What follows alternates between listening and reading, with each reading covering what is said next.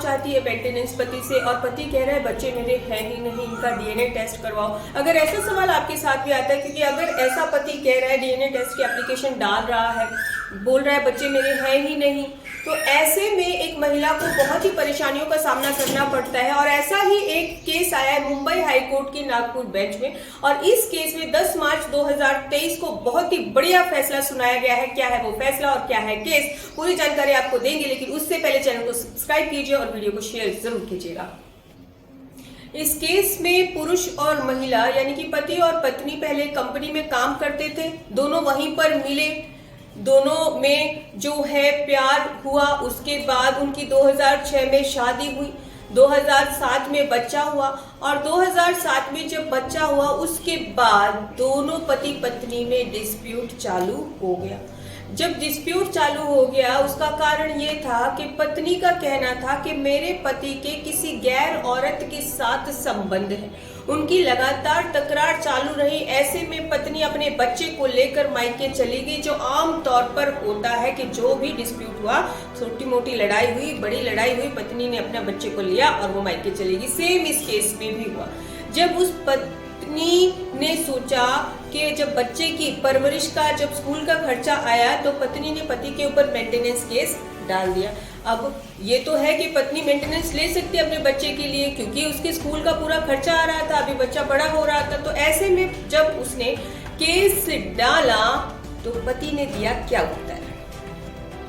अब magistrate court के द्वारा देखिए क्या होता है, जब वो एप्लीकेशन देता है, किस चीज की एप्लीकेशन देता है, डीएनए टेस्ट की, कि जब उसका पति हाजिर होता है कोर्ट में, आके डीएनए टेस्ट की एप्लीकेशन देता है कि ये बच्चा मेरा है ही नहीं, मैं इसका मेंटेनेंस नहीं दूंगा, इसका पहले डीएनए टेस्ट करवाया जाए, तो मजिस्ट्रेट कोर्ट के द्वारा जो डीएनए टेस्ट की एप्लीकेशन है वो एक्सेप्ट कर ली जाती है, और बच्चे को डीएनए टेस्ट के जो है बच्चे का डीएनए टेस्ट होना चाहिए, ऐसे ऑर्डर दे दिए जाते हैं।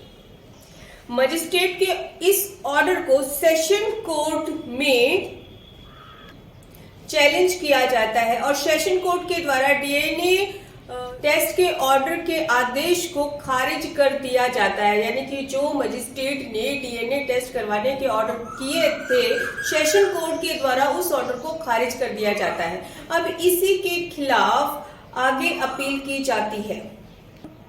अब सेशन कोर्ट के इस आदेश के विरुद्ध मुंबई हाईकोर्ट में अपील की जाती है। Criminal right petition number of 66/2022। अब यहाँ पर पति के अधिवक्ता द्वारा आर्ग्यूमेंट में कहा जाता है ये जो बच्चा है ये इसका है ही नहीं, यानी कि इस आदमी का है ही नहीं, इसका डीएनए टेस्ट करवाया जाए।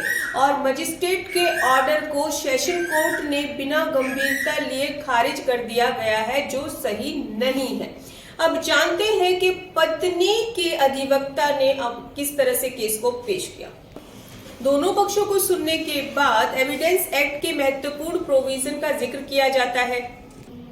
प्रोविजन सेक्शन 112 इसमें क्लियर है कि शादी के दौरान अगर कोई बच्चा जन्म लेता है तो वो लेजिस्लेसी का प्रूफ होता है। अब यहाँ पे कंक्लूसिव प्रूफ होता है, इसका मतलब ये होता है कि जो अपने आप में ही साबित हो, जिसको बार बार साबित करने की अलग से कोई जरूरत नहीं होती है। तो शादी के दौरान अगर कोई संतान पैदा होती है तो उसको लेजिस्टिमेस माना जाएगा। सभी बातों को देखते हुए, सभी चीजों को ध्यान में रखते हुए ऑनरेबल हाई कोर्ट ने इस पे टिप्पणी की कि याचिकाकर्ता नौकरी पेशा है और अपने बच्चे को मेंटेनेंस से वंचित करना चाहता है, और ऐसे में डीएनए टेस्ट का आदेश नहीं दिया जा सकता जब तक कि कोई इस पे उचित कारण ना हो। और फाइनली हस्बैंड के द्वारा जो पिटीशन दाखिल की गई थी उसको मुंबई हाई कोर्ट की नागपुर ब्रांच के द्वारा 10 मार्च 2023 को निरस्त कर दिया गया। अब आपको समझ में आ गया होगा कि अगर आपका भी मामला ऐसा ही है और पति कह रहा है मेरा ये बच्चा ही नहीं है, तो आपका ये जजमेंट बहुत ही फायदेमंद हो सकता है। लेकिन फिर भी ऐसे ही किसी केस की अगर आप क्वायरी चाहते हैं तो आप हमसे व्हाट्सएप नंबर पर अपॉइंटमेंट लेकर बात कर सकते हैं। अपना सहयोग इसी तरह से दीजिएगा। धन्यवाद।